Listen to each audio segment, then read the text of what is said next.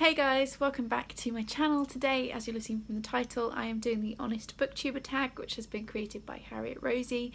I will link in the description her original video so you can see that. I'm really excited to do this tag. She mentioned it on Twitter a little while ago and we were kind of all encouraging her to do it, so she tagged me very kindly, so I'm doing that today. It has got, I think, 10 questions, which I've got on my trusty notebook.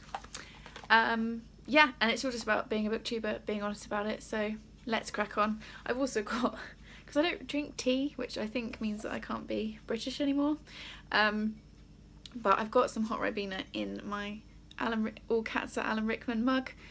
If you know what that reference is, it's pretty obscure, but if you know, then awesome, comment me below. But it's a mug that Gary had made for me last year, and it just cracks me up every time. So I'm going to drink some hot Ribena, because apparently I'm like 5 years old, and answer these questions. So let's go. Question 1. Have you ever lied about reading a book? No, not in the context of Booktube. I haven't. I don't really feel the need to lie about the books that I read. I can kind of see why some people might. If you hold the opinion that in order to be well read you have to have read certain books. I'm quite secure with my reading, so I don't have the need to lie about that. Although I would say that I might not have done all of the required reading for my undergrad degree and I might have looked a few books up on the internet to get the idea of what they're about.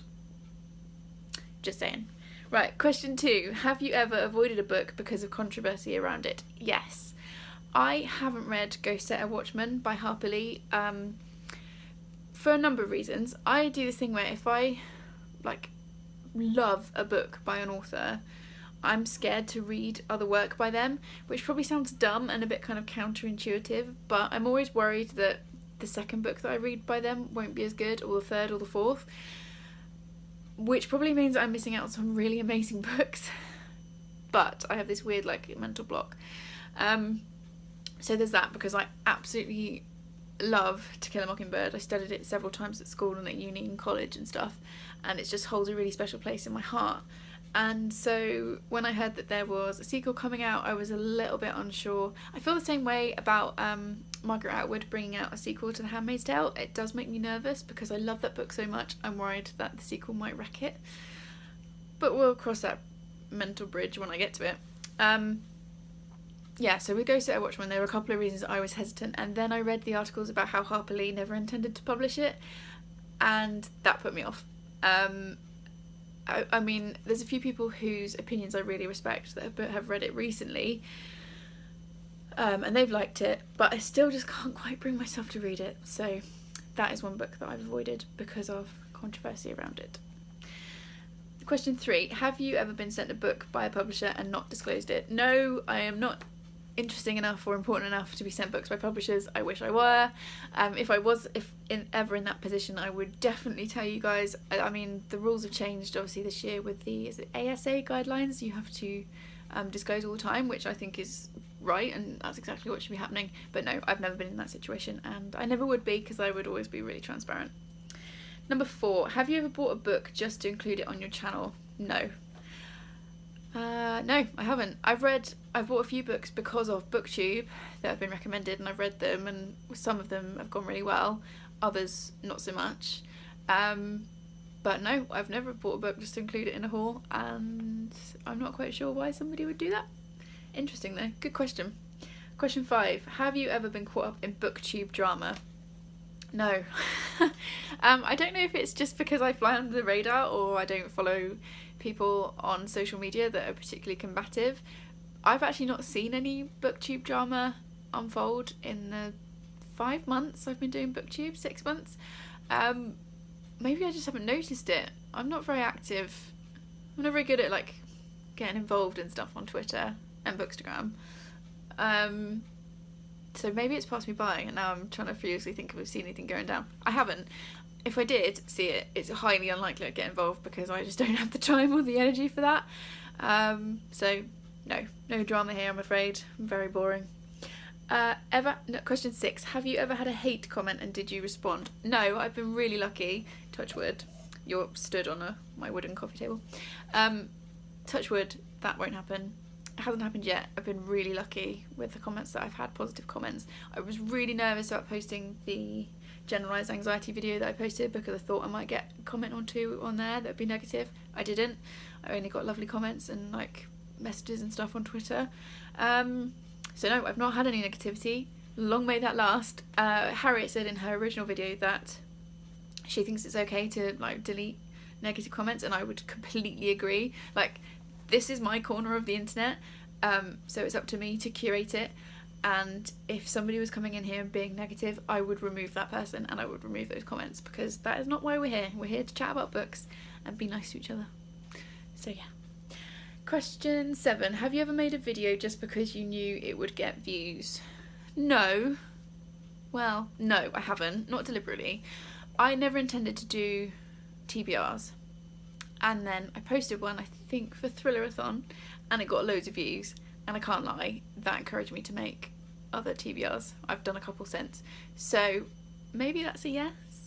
I've never made a video like deliberately thinking, oh, this is going to generate a load of views. I think if I wanted to do that, I would just like read more YA fantasy books, because that seems to be a really popular part of Booktube, and that would probably pull in viewers. But I don't want to read those books and it wouldn't be real or authentic, and I would never do something just to get attention, which is kind of what that question's asking. So no, that would be my answer to that. Question 8. If you could go back to the beginning of your channel, would you do anything differently? It's kind of difficult for me to answer this because I've only been here 6 months. Would I do anything differently? Probably not. I think I'd probably just be more confident from the start to chat a bit more and to like interact with people and leave comments on other booktubers' videos, because I kind of felt like I was too small to be commenting on other people's videos, which is complete rubbish. So yeah, I think maybe I'd just be more confident to start with. Question 9. Are there any channels you wish you could be more like? Well, no, not really. This is more answering the next question. But I really like my channel and how it is.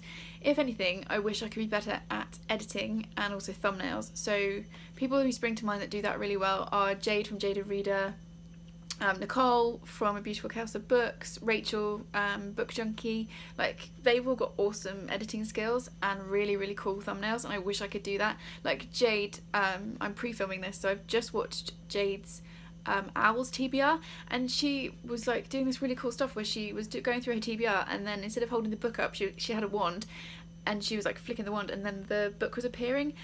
That's like blows my mind, that kind of editing, and it's really creative, and I wish I could do that, but I haven't got the skills and haven't really got the time to learn. So yeah, I would kind of like to be able to do more of that, like those 3 ladies, because they are awesome and I really enjoy their content. Question 10. What is something you love about your channel? I love that this channel is very me. That's a bit scruffy and a bit last minute. No, it's not. Well, yeah. I just really love sitting and chatting about books. As you probably noticed, I do like one take, don't really edit. I film on my phone, so it's pretty chilled. It's pretty low effort in a lot of ways, although I do spend a lot of time thinking about videos I want to make, and things I want to say, so I do put effort in, but it's kind of in my own way. So yeah, I like that this channel is very me. I think you guys get a good idea of what I'm like from watching my videos, and I really like that. And yeah, I just like having a chilled vibe. And then we've also been asked to obviously tag people because it is a tag. Now, Harriet tagged like nearly everybody I know on Booktube when she did this video originally, so they may well have done this video by the time this video goes up, because I'm pre-filming 2 weeks in advance because life is busy.